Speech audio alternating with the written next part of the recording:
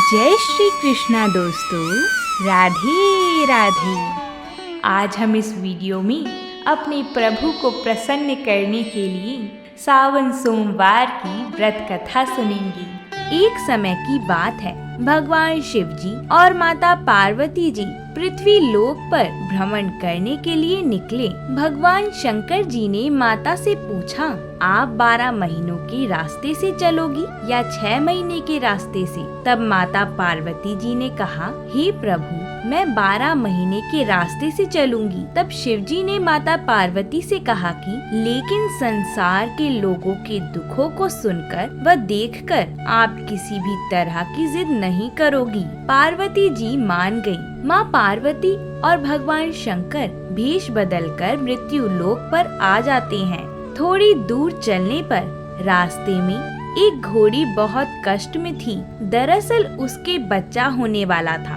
इसी कारण वह कष्ट में थी। उसका कष्ट देखकर माता पार्वती बोली, हे स्वामी, ये घोड़ी क्यों कष्ट आ रही है? मुझसे इसका दुख नहीं देखा जा रहा है। तब शंकर जी ने बोला, गौरी, ये माँ बनने वाली है, इसी कारण कष्ट में है। तब पार्वती जी बोली, अगर माँ बनने में इतना कष्ट है तो आप मेरे गांठ लगा दो। शंकर जी ने कहा, गौरी, अभी आगे चलो। आगे चलते चलते रास्ते में एक नगर पड़ता है। उस पूरे नगर में शांति छाई होती है। वहाँ खड़े कुछ औरतों से पार्वती जी पूछती हैं, यहाँ क्या हो रहा है? इस प्रकार इतनी शांति और उदासी क्यों छाई हुई है? तब सब कहते हैं, हमारे नगर की रानी के बच्चा होने वाला है और वह कष्ट में है, इसी कारण हमारे गांव में शांति है। ये सुनकर पार्वती जी भी चिंतित हो जाती हैं और फिर शिव जी से कहती हैं, हे प्रभु, माँ बनने में इतना कष्ट है तो आप मेरे गांठ लगा दो। माता पार्वती इस बात को लेकर हट करने लगती हैं। तब शिव जी कहते हैं, गौरी, हट सही नहीं है, क्योंकि अगर एक बार गांठ लग गई फिर उसे खोला नहीं जा सकता है। ऐसा कहकर वह आगे बढ़ जाती हैं। आगे चलते चलते रास्ते में एक गाय मिलती है। वो भी कष्टा रही थी, उसके भी बच्चा होने का समय था।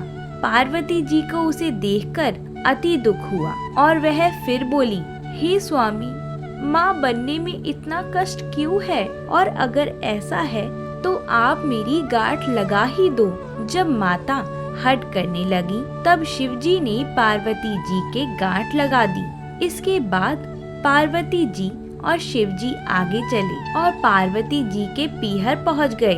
सभी लोग मिलकर उनकी आओ भगत करते हैं और खूब तरह तरह के पकवान बनाए जाते हैं। पर भगवान शंकर बना हुआ सारा भोजन समाप्त कर देते हैं। इस कारण पार्वती जी के लिए भी भोजन नहीं बचता, तो वह बथुए का साग खाकर पानी पी लेती हैं। विश्राम करते समय शिव जी उनसे पूछते हैं, गौरी, तुमने क्या खाया? पार्वती जी कहती हैं, स्वामी, जो आपने खाया वही मैंने खाया। और ऐसा कहकर वह सो जाती हैं। उनके सोने पर शंकर जी पार्वती जी के पेट की नाभि की ढकनी खोलकर देखते हैं कि पार्वती जी ने क्या खाया, तो उनके पेट में बथुए का साग और पानी दिखता है। पार्वती जी जब उठती हैं तो शिव जी उनसे बोलते हैं, तुमने हमसे झूठ बोला था, तुमने तो साग और पानी पिया था। तब पार्वती जी उनसे हट करती हैं कि आज के बाद कोई भी किसी महिला की ढकनी खोलकर नहीं देखेगा, जिससे कोई भी महिला के पेट में क्या है ये नहीं देख सकेगा, क्योंकि किसी भी महिला के पेट में उसके ससुराल और मायके की लाज होती है। आप हमें वचन दीजिए। तब शिव जी उन्हें वचन देते हैं। तब से लेके आज तक किसी की भी ढकनी नहीं खुलती है। फिर अगले दिन दोनों वापस अपने स्थान कैलाश के लिए निकल जाते हैं।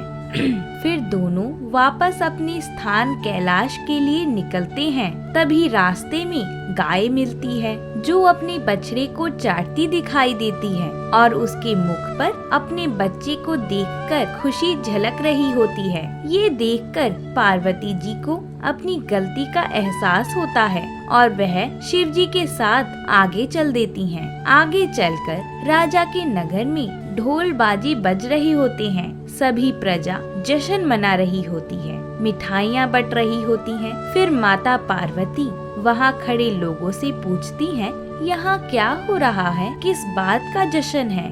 लोग कहते हैं हमारी रानी को पुत्र रत्न की प्राप्ति हुई है, उसी जश्न की गूंज है ये। ऐसा देखकर पार्वती जी शंकर जी से कहती हैं, हे प्रभु, मुझसे भूल हो गई है, कृपया कर आप मेरी गांठ खोल दीजिए। तब शिव जी कहते हैं, पार्वती याद करो, मैंने तुम्हें कहा था कि एक बार अगर गांठ लग गई तो दोबारा खोली नहीं जा सकती है। ऐसा कहकर प्रभु आगे चल देते हैं। आगे चलते चलते उन्हें वही घोड़ी दिखाई देती है जो अति कष्ट में थी।